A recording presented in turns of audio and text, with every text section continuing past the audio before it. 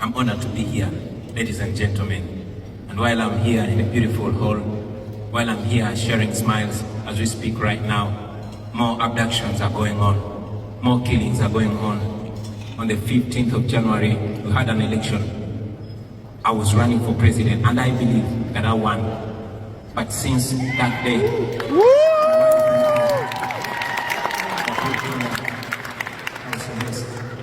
I managed to escape.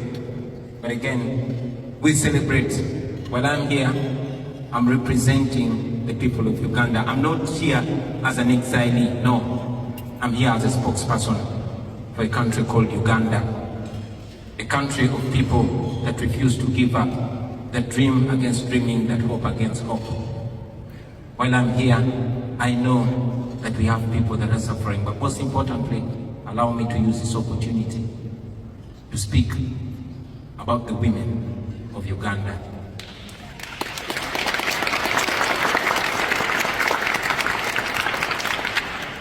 While so many people are bearing the pain, but the women of Uganda in a very special way are standing in the gap. No class, no level is safe. From the woman that sells in the market, right to the new First Lady of Uganda, my own wife, who was raided on the 23rd of January, beaten up by more than 70 soldiers that broke into my house, stripped my wife naked as they filmed, and General Muhoozi Kainerugaba, who is the Chief of Defense Forces and son of General Museveni, who is the President of Uganda, tweets naked pictures of our comrades, tweets subjugated pictures of my wife with pride, celebrating that he's winning. But not just my wife, the strong women that go up to paying the ultimate price. Women like my sister, Edith Katende, the wife of the spokesperson of our party, Alex Waiswamafumbiro, who died a few days ago when the husband was even denied a chance to nurse her and even denied opportunity to lay her to rest. Women like Irene Nachibuka, who was so much of my fan that she had a tattoo of my name on her leg. That was reason enough to kill her, and she was buried. Women like Monica Chibalama, the wife of John Bosco Chibalama, my friend who was abducted and kept missing for 7 years. The wife demanded for him, refused to give up, until one day she was also found suspiciously dead in her house. Women like Fauzia Natalie, who phoned the call, Mama Chende, the wife of my personal political assistant, whose house was raided and she was picked up by the military in full view of cameras, all that is recorded. She's kept in military detention for 37 days, even against the court order. Women like Agatha Nazua, who we fondly call Blue Tick, she was abducted and she's still missing. All mothers, daughters, wives and spouses of the political prisoners. Female political prisoners like Olivia Lutaya, who has spent years in prison for simply wearing a t-shirt that has my picture on it.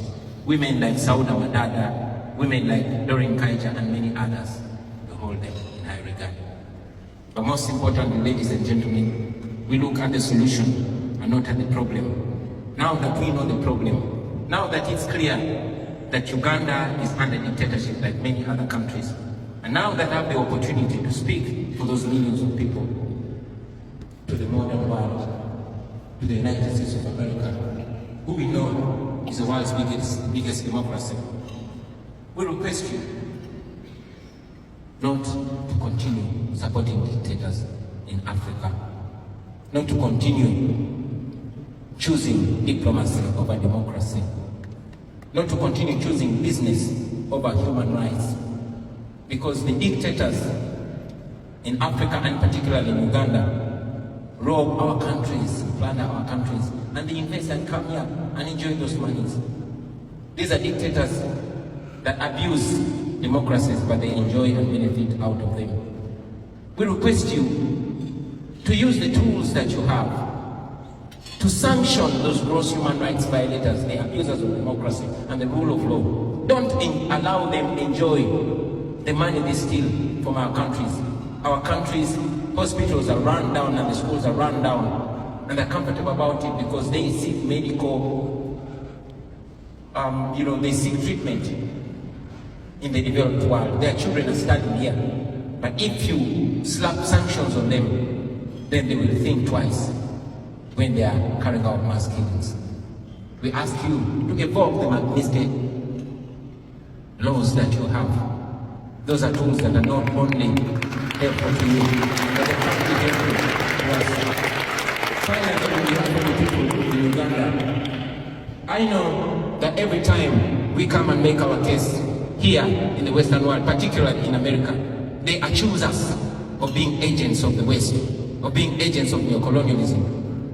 But I say to you that we are not asking you to come and help us. We are only asking you to stop sponsoring our oppression. I believe that's what thank you very much.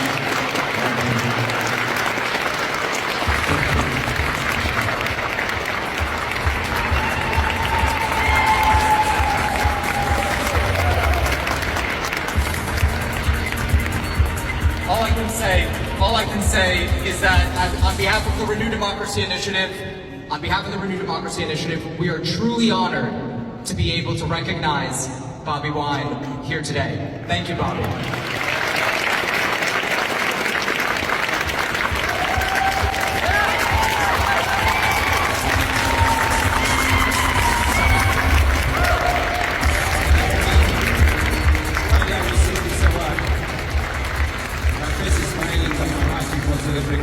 I want to dedicate it to all the political prisoners and prisoners of conscience. Dr. Kiza Besigye, my deputy president, the women in prison, those that are in detention, those that are missing, and those that are being killed. Your pain will never go in vain. We can only honor you by not giving up and by standing for the cause that you are paying a big price for. One day